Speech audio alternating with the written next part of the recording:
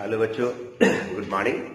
आज 8 दिसंबर है और आज भारत बंद है। किसान मोर्चा ने भारत बंद किया है, तो क्लास भी बंद है, सब बंद ही है। चलिए, तो इस बीच में हम आपको एक छोटा सा वीडियो देते हैं जिसका नाम है non profit organisation. Non profit organisation पे हम लोग आज बात करेंगे और आपको बताएंगे कि नॉन प्रॉफिट ऑर्गेनाइजेशन होता क्या है, क्यों करते हैं ये काम। चलिए, लाइक चैनल सब्सक्राइब कीजिए, कर चुके हैं तो शेयर कीजिए और बात करते हैं। जो भी हम समाज में एक्टिविटीज करते हैं वो मोस्टली दो प्रकार के होते हैं। एक एक्टिविटी होता है जो हम लोग फाइनेंशियल एक्टिविटीज करते हैं, जो आपको लाभ कमाने के लिए प्रॉफिट मोटिव होता है, और दूसरा जो एक्टिविटीज होता है वह एक्टिविटीज आपको सोशल मोटिव का होता है। आप समाज में सेवा करना चाहते हैं, नहीं कोचिंग खोलते हैं, पैसा कमाते, तो सोशल एक्टिविटीज नहीं हुआ। पर जब वही बच्चे को फ्री पढ़ाते हैं, मंदिर में दान देते हैं, मस्जिद बनवाते हैं वगैरह, ये सोशल एक्टिविटीज है। गुरुद्वारा में खिचड़ी खिलाता है, सोशल एक्टिविटीज है। सोशल एक्टिविटीज हो, अगर वहां पे आप बिना अपना पॉकेट देखे हुए एक्सपेंस करेंगे तो आपको दिक्कत होगा। मतलब हिसाब तो रखना चाहिए। अगर आपको कोई चंदा देता है तो उसको भी पता होना चाहिए ना कि मेरे चंदे का क्या यूज हो रहा है। तो आइए हम इस बात करते हैं कि एक्टिविटीज जो हम लोग करते हैं वो दो प्रकार के होते हैं। फिनेंशियल एक्टिविटीज, जैसे हम लोग लिख सकते हैं टाइप ऑफ एक्टिविटी। तो ये टाइप ऑफ एक्टिविटी जो होता है, ये कुल मिला के दो प्रकार के एक्टिविटीज होते हैं। एक एक्टिविटी होता है बिजनेस एक्टिविटी, बिजनेस एक्टिविटी, और एक होता है सोशल एक्टिविटी। तो जो बिजनेस एक्टिविटीज होता है उनका ऑब्जेक्ट लाभ कमाना होता है, प्रॉफिट अर्न करना होता है। तो प्रॉफिट अर्न करने में क्या करते हैं, ये अपना बनाता है, सबसे पहले अकाउंट्स खोलता है। कौन कौन अकाउंट खोलता है? नंबर 1 में खोलता है ट्रेडिंग ट्रायल बैलेंस। नंबर 2 में खोलता है ट्रेडिंग अकाउंट। नंबर 3 में खोलता है प्रॉफिट एंड लॉस अकाउंट, और खुलता है बैलेंस शीट। देखिए, चाहे वो सोशल मोटिव हो या बिजनेस मोटिव हो, हर हाल में उनको हिसाब अपना रखना होगा। तो हिसाब रखने के लिए अकाउंट्स रखना होगा, क्योंकि अगर आप हिसाब नहीं देंगे तो लोगों को आपके ऑर्गेनाइजेशन पे संदेह होगा। नहीं, यहाँ तो आपका अपना ऑर्गेनाइजेशन है, अपने अनुसार रोटेट करते हैं, तो अपने जानकारी के रखते हैं कि हाँ मेरे फर्म में प्रॉफिट हुआ या लॉस हुआ। ये सरकार को आपको टैक्स भरने में आसानी होता है। पर यहाँ पे जब प्रॉफिट ऑर्गेनाइजेशन होता है, ट्रायल बैलेंस रखते हैं, ट्रेडिंग रखते हैं, प्रॉफिट लॉस। और ये बताने की जरूरत नहीं कि ट्रायल बैलेंस कैसे बनता है। आपको पता है कि जब तक जर्नलाइजिंग नहीं हुआ, सिंपल पोस्टिंग नहीं हुआ, ट्रायल बैलेंस नहीं बनेगी। अब इधर आते हैं सोशल एक्टिविटीज में। सोशल एक्टिविटीज में भी बनते हैं ट्रायल बैलेंस। ट्रायल बैलेंस तल पर बनाते हैं ट्रायल बैलेंस। ट्रायल बैलेंस जब बनता है किसी भी चीज में, इसका मतलब है कैश एक्टिविटीज हुआ होगा और वह कैश बुक खोलेगा। ठीक है ना, कैश बुक खोलता है। उसके बाद वो बनाता है दूसरा receipt and payment. Receipt and payment account. Receipt and payment account is a real account. कौन अकाउंट है? और रियल अकाउंट है। तो तमाम रिसिप्ट को लिखता है और तमाम पेमेंट को लिखता है, यानी ये बेसिस जो होता है वो कैश सिस्टम के आधार पे होता है। ठीक ना।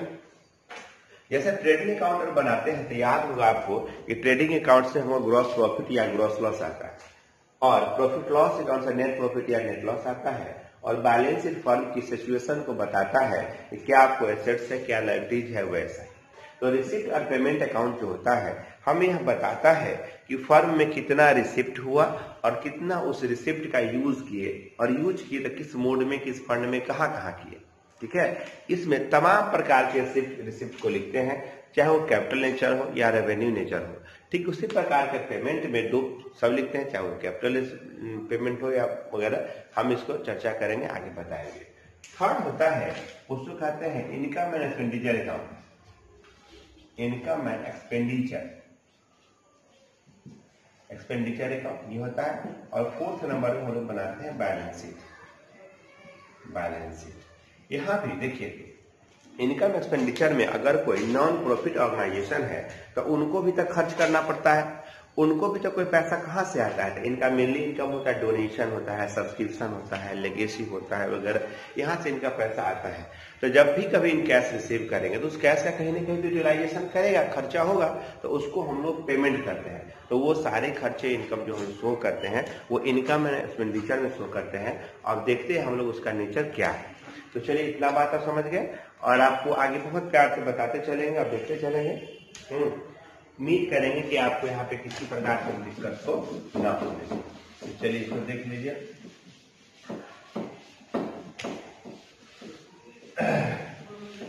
देखिएगा आगे इनकम एक्सपेंडिचर अकाउंट में आपको मिलेगा आगे क्वेश्चंस में कि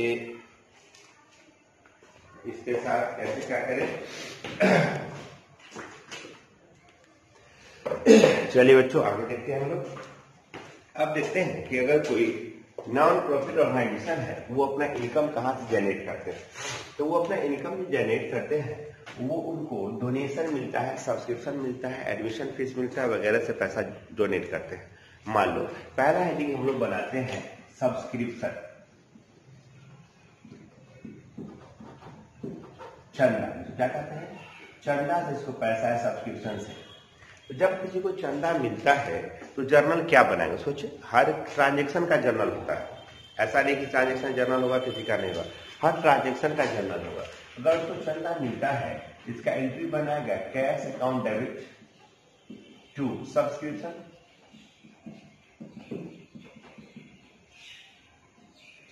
चंदा मिलेगा। तो जब कैश बुक खुलेगा तो ये कहाँ ट्रांसफर होता है? ये पहले आपको बताया है ना कि नॉन प्रॉफिट ऑर्गेनाइजेशन में receipt and payment account, income expenditure account और बैलेंस खुलते हैं। तो पहला इसको रिसिप्ट एंड पेमेंट अकाउंट में डालो, रिसिप्ट एंड पेमेंट अकाउंट ऐसा होता है। ठीक है, हर एक्सपेंसेस का अपना एक नेचर होता है, याद रखिएगा। जैसे ये डेबिट हुआ कैश में तो कैश आपके यहाँ आएगा। तो कैश के लेजर में क्या बनाएंगे? Cash account debit to receipt and payment account. और पहले मैं बता चुका हूँ कि रिसिप्ट एंड पेमेंट अकाउंट जो होता है वो कैश नेचर पे काम करता है, यानी वो रियल अकाउंट है। Debit words comes in, credit words goes out जाएगा नहीं तो आएगा। तो इसके लेजर में क्या लिखोगे? To subscription. तो जहां से पैसा निकालेंगे टू सब्सक्रिप्शन, टू सब्सक्रिप्शन यहाँ पे हम लोग उसको डोनेट कर देंगे, लिख देंगे नहीं। अब देखिए कि हर सब्सक्रिप्शन का ऐसा क्रेडिट इफेक्ट भी होगा। जैसे डेबिट इफेक्ट हुआ ना इसका, कैश अकाउंट लिया तो सब्सक्रिप्शन अकाउंट, तो डेबिट इफेक्ट में हम लोग यहाँ पे डाल दें सब्सक्रिप्शन। अब जो सब्सक्रिप्शन है ये भी तो कहीं जाएगा। तो याद करो ये इसका जो नेचर है वो इनकम नेचर है नहीं, आमदनी है। तो हर का यहाँ पे हम लोग डालेंगे एक नेक्स्ट खाता खुलता है income and expenditure, income and expenditure. देखो ये ऐसे बनेगा। तो जो यहाँ डेबिट होगा चला वो यहाँ पर क्रेडिट होगा। ऐसे क्या होगा? यहाँ पे क्रेडिट होगा, यानी इधर में एक्सपेंडिचर इधर होता है, इधर पे इनकम होता है। ठीक उसी प्रकार से यहाँ पे रिसिप्ट होता है और यहाँ पे पेमेंट होता है। मैंने हर रिसिप्ट का पेमेंट भी होगा, हर ट्रांजेक्शन का डबल इफेक्ट होता है। तो यहाँ पे एक इफेक्ट क्या हुआ? Cash account debit to capital account. तो कैश में क्या लिखे? टू सब्सक्रिप्शन, या cash account debit to subscription account. तो कैश में क्या? टू सब्सक्रिप्शन हो जाएगा। और जो यहाँ जाएगा वो इधर जाएगा और इधर से इधर आएगा। तो सब्सक्रिप्शन तो यहाँ इनकम में जाएगा। कहाँ जाएगा? इनकम में जाएगा। और इनकम में जाएगा कहाँ से आमदनी आया? तो वो सब्सक्रिप्शन से आया। और यहाँ पे हम लोग उसको लिख देंगे। ठीक है। अब यह जो ऑर्गेनाइजेशन है जो लाभ नहीं कमाने वाली संस्था है, लोगों से चंदा इकट्ठा किया। चंदा के बाद वो क्या मांगेगा? तो हो सकता है नंबर 2 में लोगों से वो एडमिशन फीस मांगता है, एडमिशन फीस, एंडोमेंट फंड वगैरह मांगता है। जैसे कोई मतलब डोनेटर होते हैं ना, वो ऑर्गेनाइजेशन अपने आप में किसी बंदा को वो लाइफ मेंबर बनाता है। तो लाइफ मेंबर बनाने के बाद उसको वो फीस भी लेता है, जिसको इंडोमेंट फी भी कहते हैं, इंडोमेंट फी एज लाइक एडमिशन फीस। तो एडमिशन फीस जब देता है तो मंथली बांध जाता है कि तो वो इतना मंथली एडमिशन फीस देना है। और लोग उसको देते भी है, क्योंकि जनता का हित करना, लोग हित करना, गरीबों की सेवा करना, भगवान की आराधना करना वगैरह दिल में बहुत सारी भावनाएं होती है तो लोग करता है।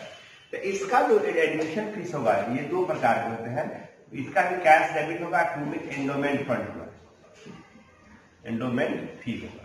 तो रियल अकाउंट में क्या है, कैश कहीं से भी आता है, चाहे वो चंदा के रूप में है, लिगेसी के रूप में है, एंडोमेंट फंड के रूप में है, तो इस साइड में जाएगा ही जाएगा एंडोमेंट फी या एडमिशन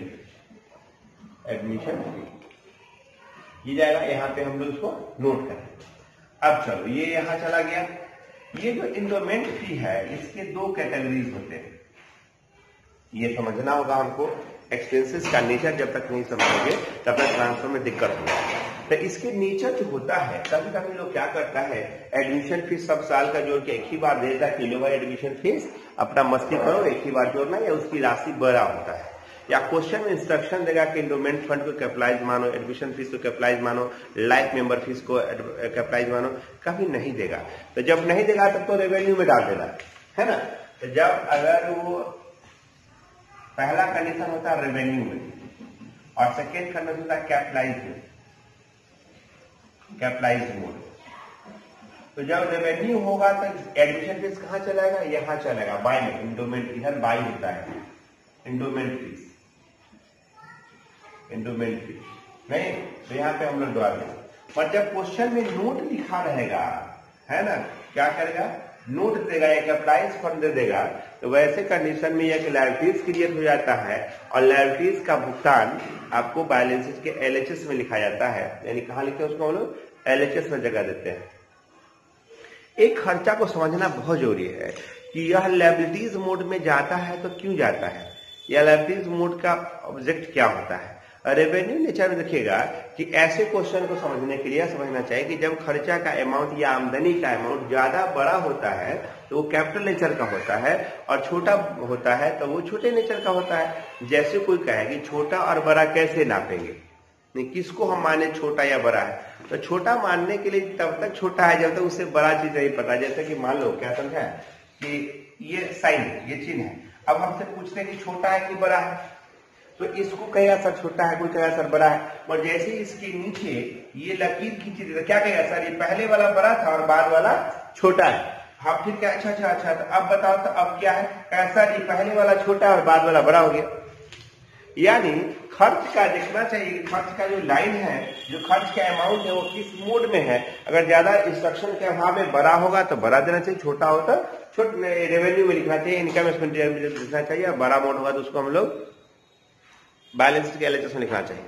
दूसरी बात कि जब छोटा हो या बड़ा हो, क्वेश्चन में इंस्ट्रक्शन दिया हो इसको कैपिटलाइज मानो तो एलएचएस में लिखना, और रेवेन्यू मानो तो इनकम एक्सपेंडिचर में लिखना, ठीक ना। एक ऐसा ही इनका इनकम का सोर्सेस होता है, इसका नाम है लिगेसी। क्या नाम आया, लिगेसी या लिगेसी भी कहते हैं, लिगेसी जिसको हिंदी में कहते हैं वसीयत। वसीयत का मतलब होता है कि कोई बड़ा पैसा वाला आदमी है, मान लीजिए शर्मा जी है, साक्षी शर्मा है, उनके पास खूब माल है, पैसे ज्यादा है, और वो मरने से पहले अपना वकील को बुलाता, कहता कि मैं वसीयतनामा तैयार करो।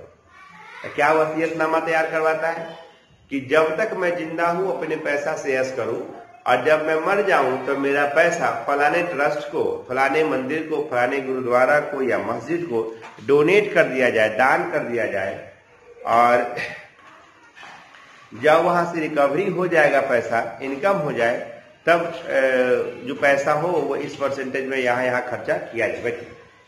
खर्च किया जाए। तो वैसे कंडीशन में लिगेसी के साथ क्या करेंगे, तो लिगेसी के साथ क्या करना है आपको वसीयत के साथ। तो पहले तो नंबर उस बंदे को वसीयत के रूप में, वसीयत से कुछ पैसे प्राप्त होंगे नहीं, तो जैसे ही प्राप्त होगा तो एंट्री क्या बनाए, कैश अकाउंट डेबिट। क्या बनेगा, cash account debit to legacy. मैंने पहले ही बताया था कि हर ट्रांजेक्शन का अपना क्रेडिट वैल्यू होता है, हर ट्रांजेक्शन का दो रूप होता है, डेबिट एंड क्रेडिट। जो भी ट्रांजेक्शन होंगे कैश आएगा, तो जो भी कैश आएगा वो रिसीट पेमेंट अकाउंट के रिसिप्ट साइड में लिखाएगा, यानी यहाँ पे लिखाएगा।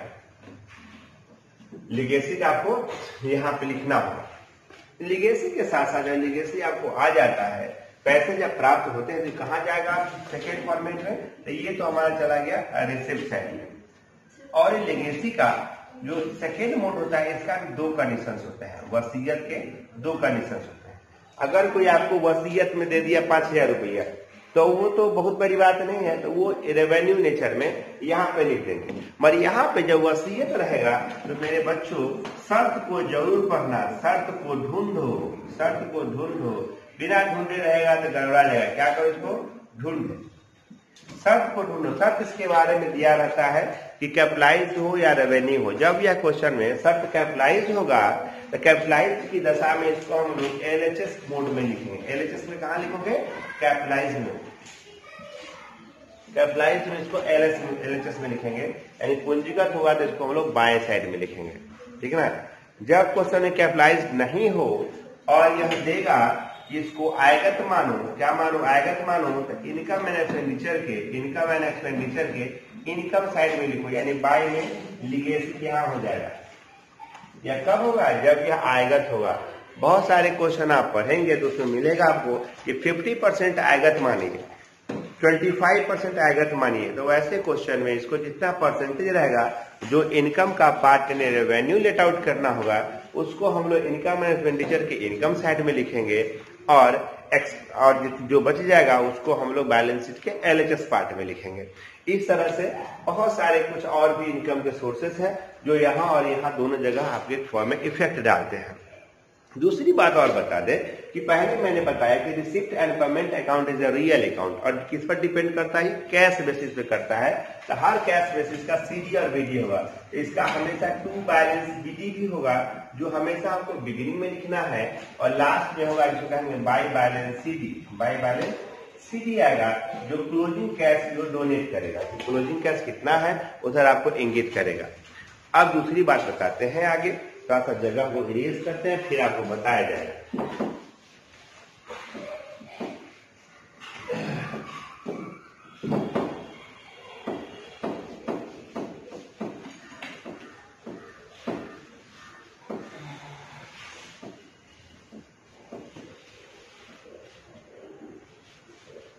चलिए, तो जिस तरह से अब यह जो बनाया तो क्या बताए थे, जिस तरह से रिसिप्ट करता है ठीक उसी तरह से पेमेंट भी करता है। जैसे इस क्वेश्चन में अगर कोई एसेट्स खरीदता है, स्वाभाविक है कोई अगर अपना फर्म चलाता है उसके पास अपना एसेट्स भी होगा, बिलियर्ड टेबल खरीदेगा, बुक्स खरीदेगा, चैरिटेबल सर्विस संस्था है, मान लो बुक्स खरीदता है तो बाई साइड में क्या लिखोगे, बुक्स।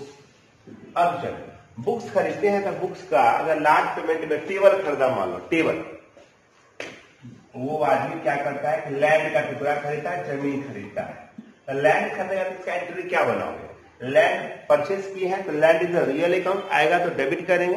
इसके बाद जर्नल एंट्री बनेगा लैंड अकाउंट डेबिट, और 2 में बनाएंगे कैश अकाउंट। क्या बनाओगे, land account debit to cash account. अब जरा सोचो, कैश पहले बताया कि receipt and payment account is based of the, किस पे बेस है, कैश पे। दैट मीन्स वो उधर चला जाएगा, बाई साइड में लैंड लिखा जाएगा यहाँ पे। बट कैश और लैंड का जो नेचर है वो स्वाभाविक तौर पर रेवेन्यू नहीं है, क्या वो एसेट्स है ना, फिक्स एसेट्स है। तो ऐसे कंडीशन में यह बैलेंस शीट के आरएचएस साइड में जाएगा और कभी भी इसको ऐसे नहीं लाना। यहाँ पे छोटा छोटा खर्च लिखाता है, जैसे कि मान लो क्वेश्चन होता क्या माया, क्या होता, electric charge paid. Electric charge अगर हम पेड करेंगे इसका जर्नल भी बनेगा इलेक्ट्रिक चार्ज अकाउंट डेबिट और टू कैश अकाउंट। याद करो, तो यह रेवेन्यू में या रिसिप्ट एंड पेमेंट में बाय में जाएगा इलेक्ट्रिक एक्सपेंसेस, और यहां पे आ जाएगा टू साइड में क्या लिख देंगे इसको, to electric charge. Because income and expenditure account जो नॉमिनल अकाउंट, यह नॉमिनल अकाउंट होता है, और नॉमिनल अकाउंट में याद करो अपने प्रॉफिट एंड लॉस के आइटम्स को। प्रॉफिट लॉस में क्या क्या लिखते थे 2 में, याद करो, ट्रेडिंग एंड प्रॉफिट लॉस होता था ना, जैसे होता था 2 इलेक्ट्रिक चार्ज 2, मान लो एनपीओ संस्था है तो अपने कुछ स्टाफ भी तो उसका होगा, तो जो स्टाफ को वो सैलरी देगा, नहीं स्टाफ क्या करेगा, सैलरी देगा। तो जो रेवेन्यू नेचर का सैलरी देगा, लिखेगा बाई में सैलरी, और जितना लिखेगा 2 में यहाँ पे लिखेगा सैलरी। यहाँ पे देखना एक चीज और है कि जैसे सैलरी वगैरह बनाते हो तो आउटस्टैंडिंग और ड्यूज होता है, बाकी वगैरह जो होता है जो उसका काम केवल इसमें करेंगे, यहाँ पे नहीं करेंगे। वो अगर अच्छा लगे तो आप कमेंट कीजिएगा। वो वीडियो नंबर 2 में आपको देंगे कि आउटस्टैंडिंग, प्रीपेड, एडवांस, एक्रूड, इस सब का एंट्री कहाँ और किस मोड में होता है। तो जो आउटस्टैंडिंग होता है उसको यहाँ पे ऐड कर, सॉरी यहाँ पे ऐड करते हैं, यहाँ पे उसका काम नहीं करेंगे। डेप्रिसिएशन ऑन फिक्स एसेट्स होता है। अस्थायी संपत्तियों पर यदि हम हरास निकालते हैं तो उसका काम जो होता है हमेशा हमेशा वो बैलेंस शीट के आरकेएस में घटाते थे। याद करो कहाँ घटाते थे डेप्रिसिएशन को? बैलेंस शीट के आरकेएस में हम लोग उसको सब्ट्रैक्ट करते थे और प्रॉफिट और लॉस में डालते थे। जैसे एक बताता हूँ एक चीज, यहाँ पे देखिए,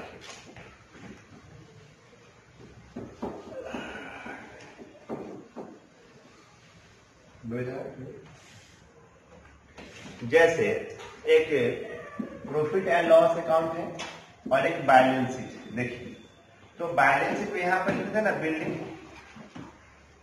10,000 less depreciation at the rate of 10%। मैं मान लिया हूँ, कोई परसेंटेज हो सकता है।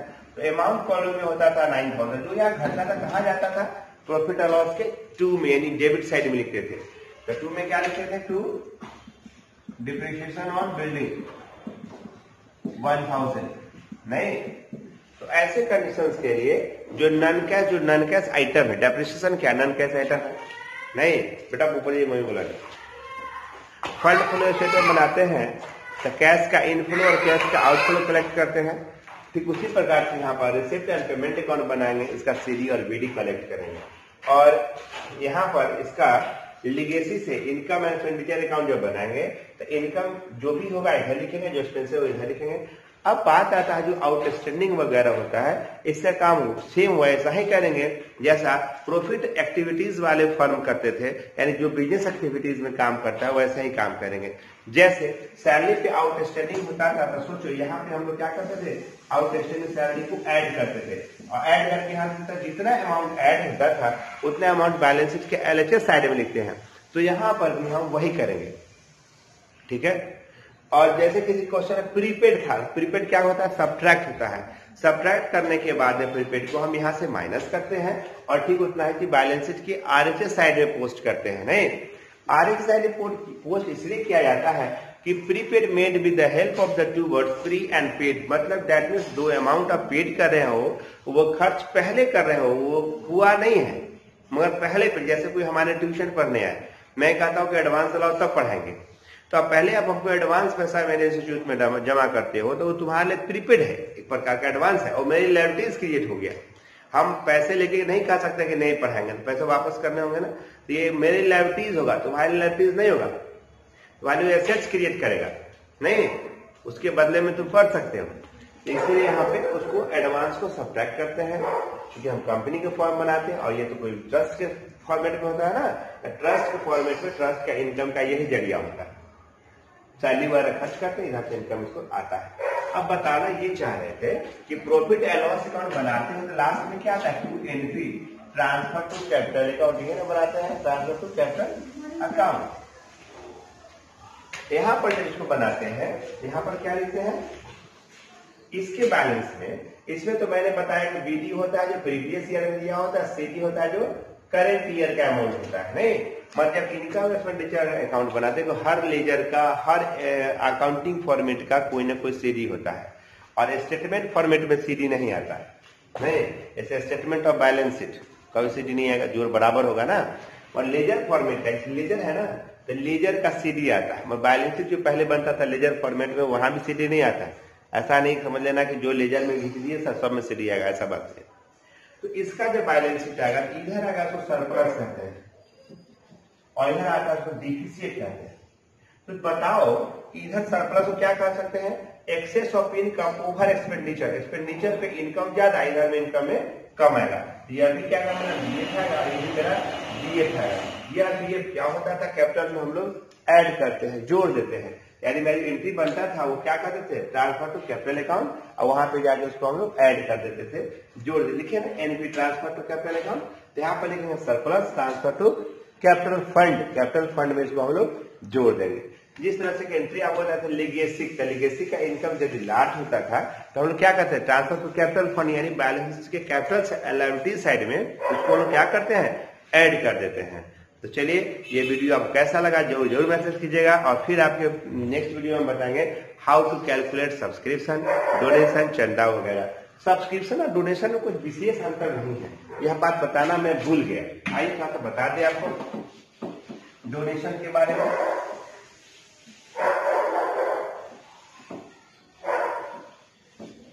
डॉगी भी पढ़ेगा लगता है। डोनेशन, ये भी वर्ड आपको बड़ा मिलेगा। डोनेशन, डोनेशन का मतलब होता है दान। दान का कोई सीमा नहीं होता है, दान देने वाला अनंत है। बहुत सी लोग दान देते हैं, एक परी के दान दाता है जो दान की झड़ी लगा देते हैं, नहीं करोड़ों दान देते हैं। तो डोनेशन जब देता है तो डोनेशन में क्या एंट्री बनाएंगे हम, क्योंकि हम तो लेने वाले हैं, नहीं तो उसमें एंट्री बनेगा cash account debit, cash account debit और टू डोनेशन अकाउंट। इसका मतलब है जैसे कैश डेबिट होता है तो जो भी चीज डेबिट होता है वो रिसीप्ट एंड पेमेंट अकाउंट के टू में निश्चित होगा। तो टू में क्या लिखोगे, टू डोनेशन। मैं इसको यहाँ ट्रांसफर करने से पहले, इधर ट्रांसफर करने से पहले उसको देखना होगा फिर वही बात कि डोनेशन का नेचर क्या है, रेवेन्यू है या कैपिटलाइजेशन है। बहुत क्वेश्चन बीकॉम पार्ट 2 में देखिएगा या 12th में देखिएगा, तो उसमें आपको लिखेगा कि डोनेशन के इतने भाग को कैपिटलाइज्ड मानो, 50%, 20%, हाफ। तो वैसे कंडीशन में डोनेशन के इंस्ट्रक्शन को जरूर पढ़ो, और वही बात अगर बड़ी अमाउंट है तो इसको कैपिटलाइजेशन में ले जाओ, और छोटी अमाउंट है तो उसको रेवेन्यू में ले जाओ। यानी यहाँ पार्ट ऑफ पेमेंट या नोट्स को देखो। नोट्स हमेशा एडजस्टमेंट में खाता है, डोनेशन को क्या मानना है, कुछ नहीं मानना रहे, कुछ न लिखा रहे, कुछ न लिखा हो। लिखा क्वेश्चन हो सकता है ना कि नौ की आयत लिखा हो और नौ पूंजीगत लिखा, सीधे क्वेश्चन दे दिया कि बनाओ। तो वैसे कंडीशन में पहला नंबर उसको लार्ज होने पर कैपिटलाइज मानो, कैपिटलाइज मानो, और स्मॉल होने पर, छोटा होने पर रेवेन्यू मानो, रेवेन्यू मानो, है ना। और कुछ न लिखा हो, कुछ न लिखा हो तो इंस्ट्रक्शन जरूर लिखोगे हम उसको क्या माने हैं, रेवेन्यू मानते हैं या कैपिटलाइजेशन मानते हैं। जब हम चंदा का कैलकुलेशन करेंगे तो सीधा याद रखना, जिस साल सवाल बनाएंगे उसी साल की इनकम एक्सपेंडिचर से मतलब होगा। एडवांस को और प्रीवियस इनकम को हमेशा सब्ट्रैक्ट करेंगे। प्रीवियस वाला अगर कोई इनकम दे दिया है उसको हम ऐड कर लेंगे। तो यह वीडियो कैसा लगा जरूर बताइएगा, और आपको हाउ टू कैलकुलेशन सब्सक्रिप्शन बहुत जल्द आपको देंगे वीडियो नेक्स्ट। Thank you.